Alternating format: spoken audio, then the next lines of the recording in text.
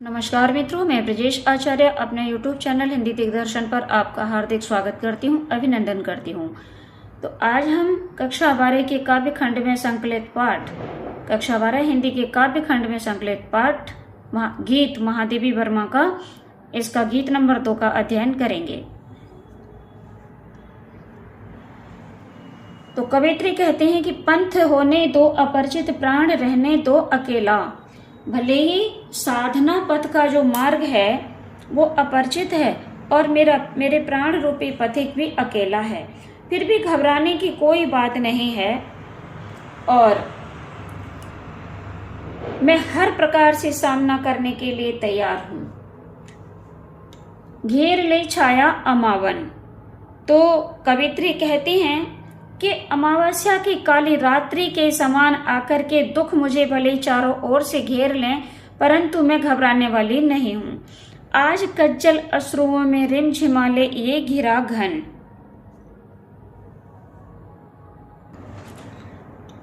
आज भले ही मेरी काजल लगी जो आंखें हैं वो बादलों के समान आंसुओं की वर्षा करने लगें और होंगे नयन सूखे, तिल बुझे और पलक रूखे। वो नेत्र किसी और के होंगे जिनके तिल बुझ गए होंगे और पलकें रूखी हो गई होंगी, परंतु मेरे नेत्र ऐसे नहीं हैं। आर्द्र चितवन में यहाँ शत विद्युतों में दीप खेला। मेरे प्रियतम के विरह में मेरी जो चितवन है, मेरी दृष्टि है, सदैव गीली ही बनी रहेगी। मेरी पलकें कभी रूखी नहीं होंगी। शत विद्युतों में दीप खेला। मेरे जीवन रूपी दीपक ने सैकड़ों सैकड़ों बिजलियों में खेलना सीखा है, अर्थात किसी भी परिस्थिति में साधना पथ से पीछे हटना नहीं जानता। अन्य होंगे चरण हारे और हैं जो लौटते त्रिशूल को संकल्प सारे। दुख वृत्ति निर्माण उन्वत ये अमरता नापते पद। तो कवित्री कहती है वो चरण किसी और के होंगे, वो कोई और चरण होंगे जो परेशानियों को देखकर पीछे लौट जाते होंगे और जो है लौटते दे शूल को संकल्प सारे। शूल मानी परिस्थितियों के हवाले अपने सारे संकल्प करके और पीछे लौट जाते होंगे, दुखों से घबराकर पीछे लौट जाते होंगे, परंतु मेरे चरण उनमें के नहीं हैं। मेरे चरण तो दुख व्रती हैं, दुख का व्रत धारण करने वाले हैं और नव निर्माण में उन्मत्त हैं। ये अमरता। तो महादेवी जी कहती हैं बांध देंगे अंक संस्कृति से तिमिर में स्वर्ण वेला। तो ये कहते हैं कि दुख का व्रत धारण करते हुए हम उन्मत्त होकर नवीन निर्माण करते जाएंगे। हमारे पैर क्षणिक दुख को देख करके संतुष्ट होने वाले नहीं हैं, वे तो अमरता को नापने वाले पैर हैं।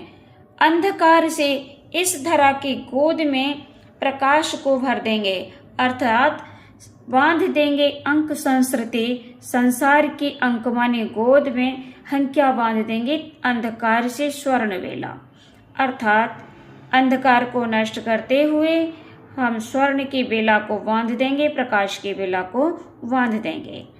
दूसरी होगी कहानी शून्य में जिसके मिटेश्वर धूल में खोई निशानी। आज जिस पर प्रलय विस्मित में लगाती चल रही नित, मोतियों की हाट और चिनगारियों का एक मेला। महादेवी जी कह रही हैं कि वो कहानी किसी और की हो गई होगी जिसके शून्य में मिटे स्वर, शून्य में जिसके स्वर मिट गए होंगे, अर्थात परिस्थितियों को देख करके उन्होंने वो अपने लक्ष्य से मुड़ गए होंगे। धूल में खोई निशानी और अपनी निशानी को, अपनी साधना को, अपनी व्यवस्था को खत्म कर दिया होगा, अपने लक्ष्य को भुला दिया होगा।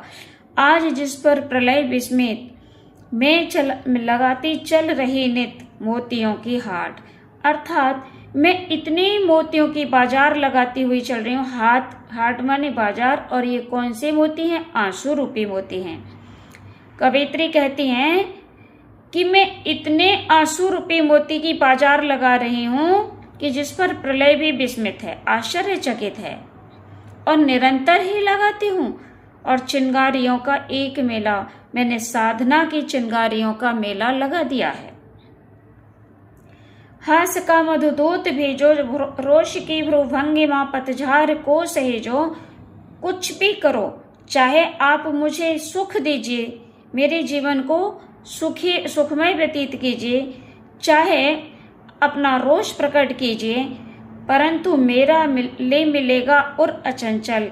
मेरा जो दृढ़ निश्चयी हृदय है, अचंचल माने दृढ़ निश्चयी, तो मेरा जो हृदय है दृढ़ निश्चयी, वो वेदना का जल और स्वप्न का सतदल लेकर के आपकी सेवा में समर्पित होगा। जान लो वह मिलन एकाकी विरह में है दुकेला।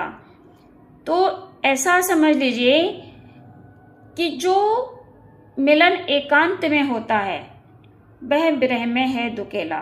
जब साधक अकेला होता है तो उस अज्ञात प्रियतम की याद में रोया करता है।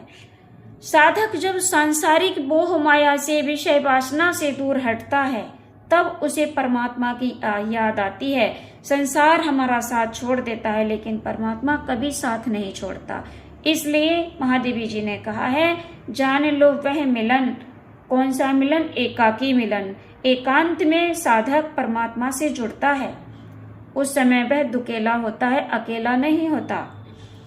पंथ रहने दो अपरिचित, प्राण रहने दो अकेला। भले ही साधना पथ का मार्ग कितना भी अपरिचित है, कितना भी कांटों से भरा है, दुखों से भरा है, फिर भी चिंता करने की कोई बात नहीं है। मेरा प्राण रूपी जो पथिक है, मेरा जो साधक है, वो अकेला है और ये पंथ अपरिचित है। फिर भी घबराने की कोई बात नहीं है। हम अपने लक्ष्य को प्राप्त करके ही रहेंगे, ऐसा महादेवी जी कहती हैं। तो गीत नंबर 2 यहाँ समाप्त होता है। मिलते हैं गीत नंबर 3 के साथ अगले वीडियो में। तब तक के लिए जय हिंद, जय भारत।